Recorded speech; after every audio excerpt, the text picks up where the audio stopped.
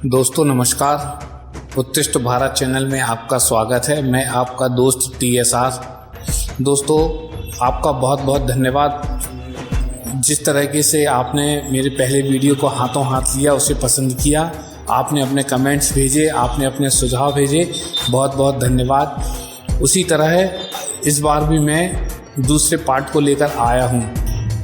दोस्तों आज हम बात करेंगे संविधान सभा के क्रियान्वयन की, कि किस तरह डॉक्टर राजेंद्र प्रसाद की अध्यक्षता में पूरी संविधान सभा का सफल संचालन किया गया, कितनी समितियों का निर्माण हुआ, उन समितियों के अध्यक्ष कौन कौन थे और किस समिति ने किसके ऊपर क्या दायित्व था, इन सभी बातों का आज अपन जिक्र करेंगे।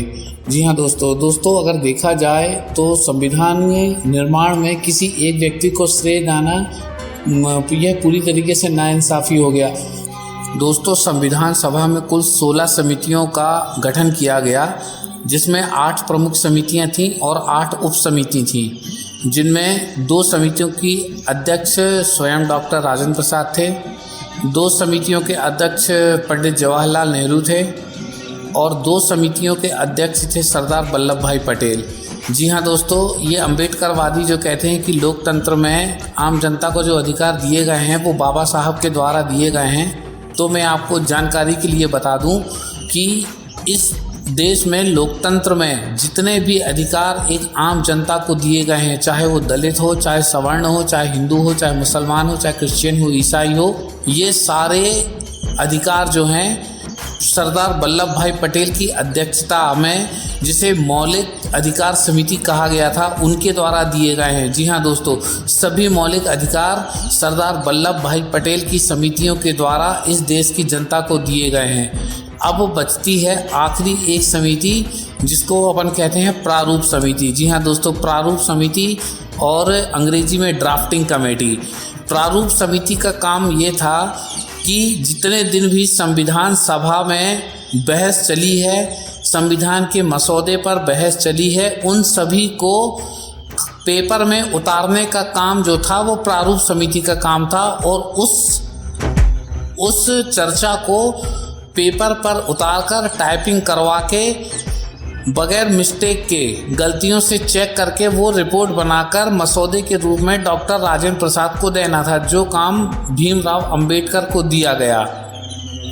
दोस्तों इंटरनेट पर जो आप फोटो देखते हैं दोस्तों, वो संविधान नहीं है, वो संविधान समिति की आखिरी मसौदे की रिपोर्ट है, जिसको संविधान बताकर झूठ फैला दिया गया पूरे देश में कि इस देश के संविधान के रचनाकार डॉक्टर भीमराव अंबेडकर हैं। जी हाँ दोस्तों, एक बात और बता दूं, संविधान किसी एक व्यक्ति की मेहनत से नहीं बना है, पूरा संविधान के संसद में, संविधान सभा में जितने भी सदस्य थे उन सब की मेहनत से बनाया गया है। संविधान में ऐसा कहीं भी उल्लेख नहीं है कि प्रारूप समिति का अध्यक्ष ही संविधान का निर्माता कहलाएगा।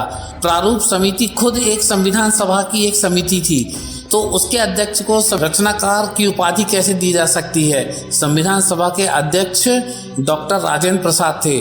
अगर कायदे से आपको संविधान शिल्पकार की अगर उपाधि देनी है तो उसके हकदार डॉक्टर राजेंद्र प्रसाद हैं, और अगर अलग से आपको उनका संविधान का जनक कहा जाए तो वो डॉक्टर BN राव होते हैं। भीमराव अंबेडकर का योगदान केवल ड्राफ्टिंग का काम था, कि ड्राफ्टिंग के जरिए इस सारे मसौदे को एक पेपर पे उतारना बगैर टाइपिंग एरर मिस्टेक के। जी हाँ दोस्तों, तो अब आप समझ गए होंगे कि संविधान समिति में अंबेडकर का क्या काम था। इस देश में यह झूठ फैलाया गया कि इस देश के संविधान के शिल्पकार डॉक्टर भीमराव अंबेडकर हैं। दोस्तों यह पूर्णतः गलत है।